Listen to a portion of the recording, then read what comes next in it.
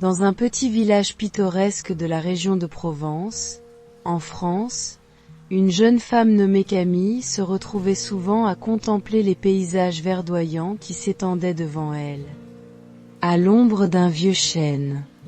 C'était un endroit paisible, où les collines baignées de lumière dorée semblaient faire écho à la simplicité de sa vie. Camille se souvenait de son premier amour. Une époque qui lui paraissait aujourd'hui à la fois lointaine et si proche, comme si chaque moment vécu à ses côtés était ancré profondément dans son cœur. Son premier amour s'appelait Julien. Ils s'étaient rencontrés lors d'une fête locale, un été où les cigales chantaient incessamment. Julien n'était pas comme les autres jeunes hommes de son village. Il venait d'une famille d'agriculteurs, un peu plus éloignée du centre du village, mais il avait quelque chose de spécial qui attira instantanément Camille. Il avait cette manière calme de regarder le monde, comme s'il comprenait des choses que les autres ne pouvaient pas voir. Ils avaient vite formé un lien fort, un lien qui semblait immuable. Fait de rires partagés et de longues promenades dans les champs de lavande. Leurs moments ensemble étaient remplis d'une simplicité presque magique. Ils s'asseyaient sur les bords de la rivière, parlaient de leurs rêves d'avenir, et se tenaient la main avec cette innocence que seuls les jeunes amants peuvent connaître. Camille se souvient de la première fois qu'il lui avait pris la main. Avec hésitation, mais d'une manière qui la fit sentir plus vivante que jamais. C'était un amour pur, sincère, sans aucune contrainte, mais quelque chose se dressait inévitablement entre eux. Leur famille ne se comprenait pas vraiment. Camille venait d'une famille plus citadine, plus orientée vers l'art et la culture. Son père était un écrivain et mère un musicien. Et bien qu'il l'ait toujours soutenu, ils avaient parfois du mal à comprendre l'attachement que Camille avait pour la vie plus rurale de Julien. De son côté, la famille de Julien, bien que chaleureuse et accueillante, avait une vision très traditionnelle de l'amour et des relations. Il pensait que l'éducation et l'environnement de Camille étaient trop éloignés de ce qu'il connaissait. Cette différence entre leurs vies, même si elle n'était pas toujours évidente au début, commença lentement à peser sur leur relation. Malgré leur amour sincère, la distance géographique et sociale entre leurs familles devenait de plus en plus évidente. Camille et Julien essayaient de ne pas y prêter attention, mais les murmures et les regards désapprobateurs commençaient à les toucher. Chaque conversation avec leurs parents devenait un terrain miné. Chaque question sur l'avenir un rappel cruel de ce qu'ils ne pouvaient pas surmonter. Un jour, après une dispute particulièrement difficile avec leurs familles respectives, Julien et Camille se retrouvèrent au bord de la rivière, là où tout avait commencé. Le soleil était bas, et une brise légère soufflait, apportant une senteur de terre humide. Julien prit la main de Camille et la regarda dans les yeux. Il lui dit que, malgré tout, il l'aimait profondément, mais que leur vie était désormais trop différente pour que leur amour puisse durer. Camille sentit une douleur aiguë dans sa poitrine. C'était une séparation qu'il n'avait pas choisie, mais qu'il ne pouvait pas éviter. Leurs adieux furent simples, silencieux, mais pleins de cette tristesse douce amère que seuls les amants séparés peuvent ressentir. Camille rentra chez elle ce soir-là, son cœur lourd mais rempli de souvenirs. Elle n'avait pas de regrets, seulement un amour perdu qui, au fond d'elle, resterait à jamais intact. Les années passèrent, et la vie de Camille suivit son cours. Elle se consacra à ses études, s'immergeant dans la littérature et l'art, poursuivant la carrière que ses parents avaient toujours espérée pour elle. Malgré ses succès académiques et professionnels, une partie d'elle restait figée dans le passé. Dans cette époque où l'amour semblait simple et pur. Cependant, elle savait au fond d'elle qu'elle ne pouvait pas vivre dans le souvenir de Julien éternellement. Il fallait qu'elle avance, qu'elle trouve sa place dans le monde. Camille avait quitté le village depuis un certain temps déjà, et elle s'était installée à Paris pour ses études. C'était une ville vibrante, pleine de culture et de possibilités. Mais, malgré la beauté de la ville et l'effervescence de la vie parisienne, Camille se sentait souvent seule, comme si quelque chose lui manquait. Elle avait eu quelques relations après Julien, mais rien n'avait jamais véritablement capté son cœur. Elle se retrouvait souvent à comparer chaque homme à lui, mais à chaque fois, elle se rendait compte que personne ne pouvait rivaliser avec l'intensité de son premier amour. Un après-midi d'automne, alors que les feuilles tombent des arbres dans les parcs de Paris, Camille se rendit à une exposition d'art dans un petit musée du Marais. C'était une exposition de peinture moderne, et bien qu'elle n'en fût pas particulièrement passionnée, Camille avait toujours aimé l'ambiance des galeries, où les œuvres semblaient raconter des histoires silencieuses. En entrant dans une salle lumineuse, elle aperçut un homme qui observait attentivement un tableau, penché en avant, les yeux concentrés. Il avait l'air absorbé par l'art, mais aussi par ses propres pensées. Cet homme s'appelait Étienne. Il était un jeune architecte, passionné par la beauté de l'urbanisme et de l'architecture moderne. Il avait grandi à Lyon, loin de l'agitation de Paris, et bien qu'il adorait la ville, il n'y vivait que depuis quelques années. Étienne et Camille échangèrent quelques mots sur l'œuvre qu'ils observaient, et une conversation naturelle s'engagea. Étienne parlait de l'importance de l'art dans la conception des bâtiments et de l'impact qu'il pouvait avoir sur les vies des gens. Camille, de son côté, parlait de ses études et de son amour pour la littérature.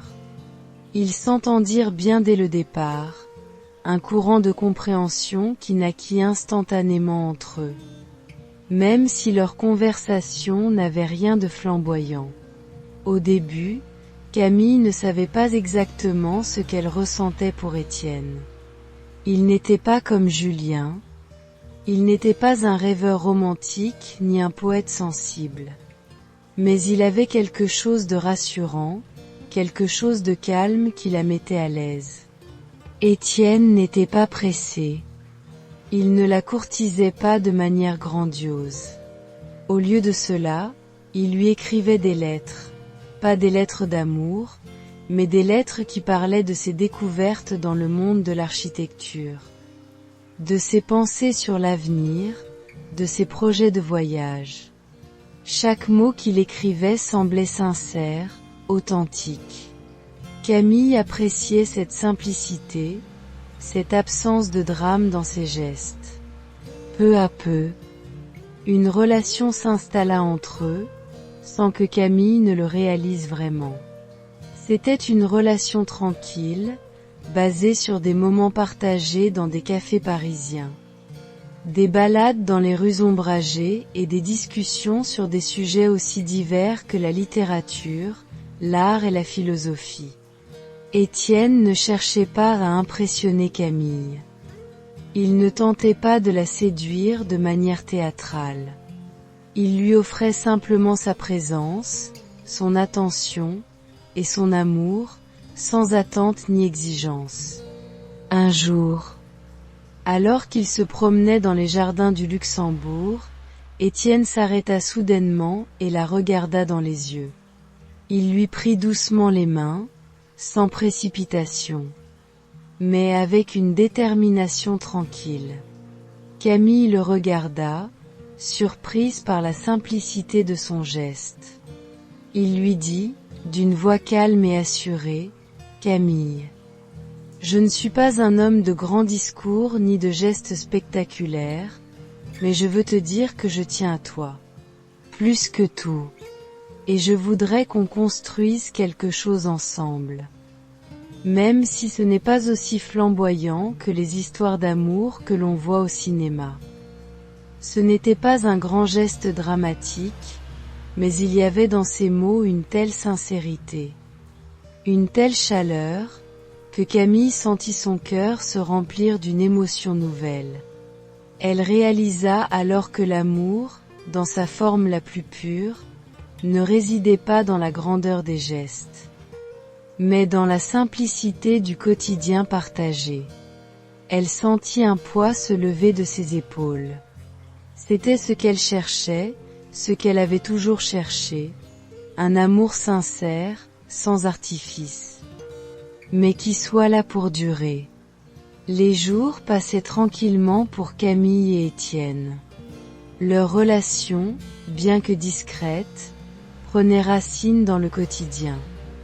Contrairement aux autres histoires d'amour qu'elle avait vécues ou observées, celle-ci ne se caractérisait pas par des moments de grande passion ou de gestes grandiloquents. Il n'y avait pas de roses rouges, de dîners en tête-à-tête dans des restaurants chics, ni de déclarations enflammées sous la pluie. Non. L'amour entre Camille et Étienne était forgé dans la simplicité. Des rires partagés au petit matin, des promenades sous le ciel gris de Paris. Des conversations tranquilles dans des cafés aux tables en bois usé. Ce qui frappait Camille dans sa relation avec Étienne, c'était la façon dont il la voyait. Étienne ne la plaçait pas sur un piédestal, il ne la comblait pas de compliments exagérés. Il la voyait pour ce qu'elle était, avec ses forces et ses faiblesses, ses rêves et ses peurs. Camille avait toujours eu cette peur que, si elle s'engageait dans une relation, elle serait jugée par ses imperfections. Mais avec Étienne, elle se sentait acceptée, simplement. Il ne la poussait pas à être quelqu'un d'autre, mais l'encourageait à être la meilleure version d'elle-même. Un soir, après un déjeuner simple mais agréable dans un petit bistrot du Marais, Étienne lui parla de son projet de voyage. Il avait l'intention de partir explorer les villes d'Italie, de découvrir les merveilles architecturales de Florence, Venise et Rome. Cela faisait des mois qu'il en rêvait, mais il n'avait jamais trouvé le moment idéal pour partir. Camille, qui savait que l'un des rêves d'Étienne était de parcourir l'Europe, ne pouvait s'empêcher de se réjouir pour lui. Mais une pensée lui traversa l'esprit, et elle, dans tout ça, elle n'avait pas l'intention de lui demander de l'accompagner. Elle savait qu'il devait partir seul, vivre cette expérience à sa manière, sans qu'elle ne soit impliquée dans chacun de ses projets. Mais elle ressentait une légère angoisse à l'idée de passer du temps séparée de lui. Ces quelques mois de solitude semblaient, d'une manière étrange, effrayants. Étienne remarqua la lueur d'hésitation dans les yeux de Camille. Il la regarda, un léger sourire sur les lèvres, et lui prit la main. « Camille, dit-il calmement, il n'y a aucune urgence. Je n'ai pas besoin de partir tout de suite, et si tu veux, tu peux me rejoindre quand tu en auras envie. Mais ce voyage, c'est un peu mon rêve, et je veux le vivre pleinement. Comme moi seule peux le faire. » Camille sentit un poids se lever de ses épaules. Elle comprenait que cet amour, bien qu'il ne soit pas tout feu tout flamme, était fait de compréhension mutuelle. Étienne ne la retenait pas, il ne la poussait pas à l'imiter dans ses passions. Il la respectait suffisamment pour comprendre qu'elle pouvait avoir ses propres rêves et aspirations. Il ne la voyait pas comme une compagne de voyage nécessaire, mais comme une partenaire de vie, une personne qu'il chérirait quel que soit l'endroit où il se trouverait. Les semaines suivantes furent marquées par cette période de séparation, un test pour leur relation. Camille se concentra davantage sur ses projets personnels. en particulier sur son travail de littérature. Mais, chaque soir, elle attendait avec impatience les messages d'Étienne, les petites nouvelles qu'il lui envoyait depuis les villes qu'il visitait. Elle sentait que, malgré la distance, quelque chose de fort continuait à les lier. Étienne, de son côté, découvrait les villes italiennes avec un enthousiasme renouvelé.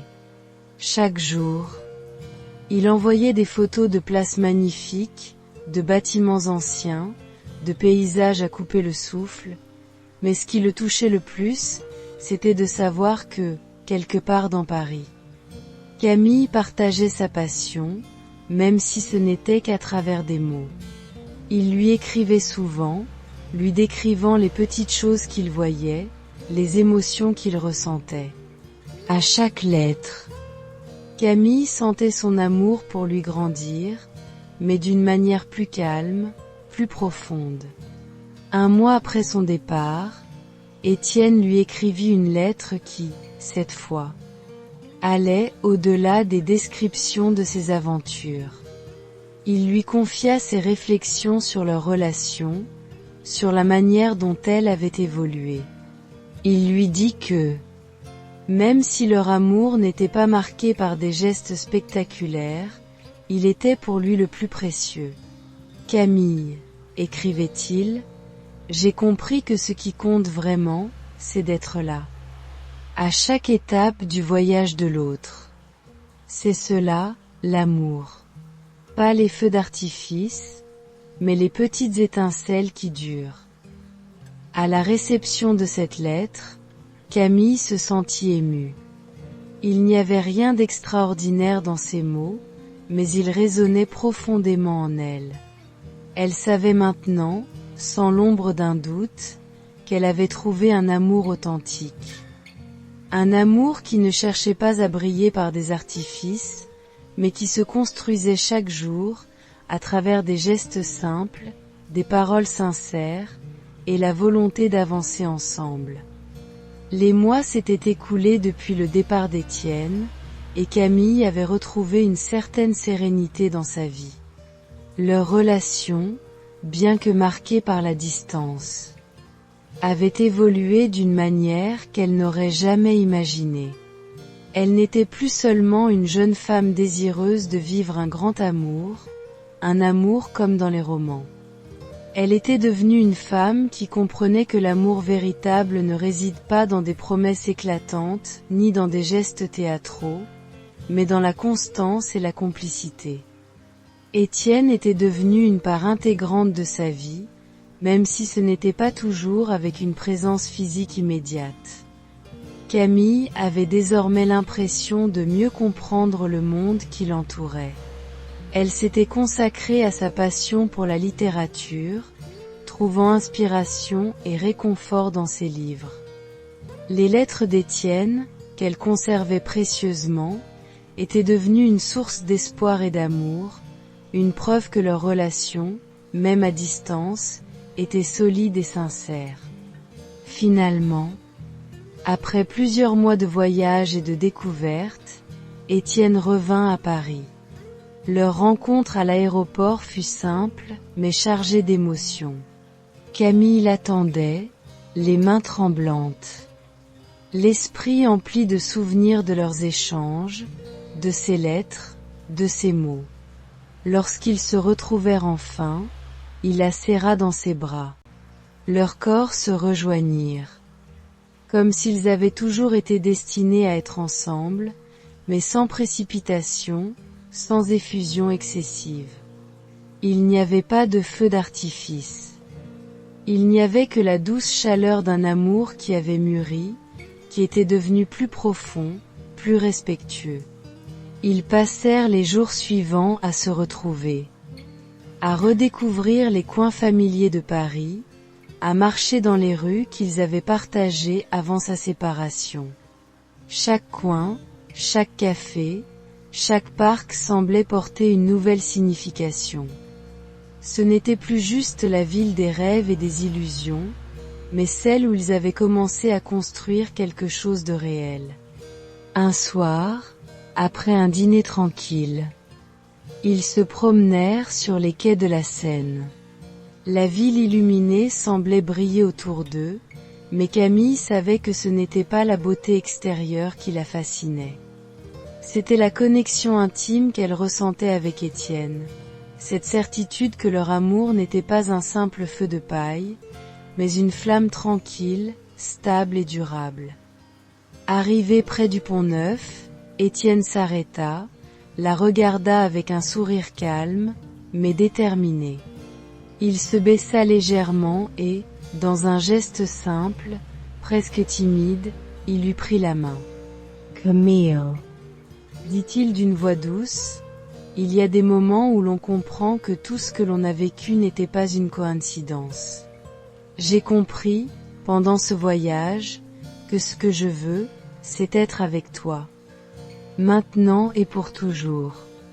Je ne suis pas un homme de grands discours, mais je veux vivre ma vie à tes côtés, te soutenir, et marcher ensemble sur ce chemin, sans promesses grandioses, mais avec la certitude que ce que nous avons est réel. » Camille sentit son cœur s'emballer, mais d'une manière apaisée.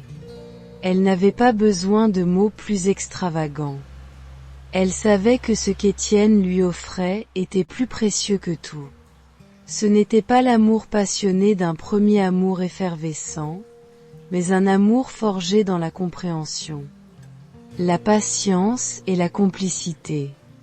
Elle lui sourit et, dans un geste simple mais significatif, elle répondit « Oui, Étienne. Je veux aussi vivre ma vie à tes côtés. » Il n'y avait pas de grande cérémonie, de gestes spectaculaires, mais il y avait cette vérité pure dans leurs yeux, ce désir de s'engager ensemble dans la simplicité du quotidien.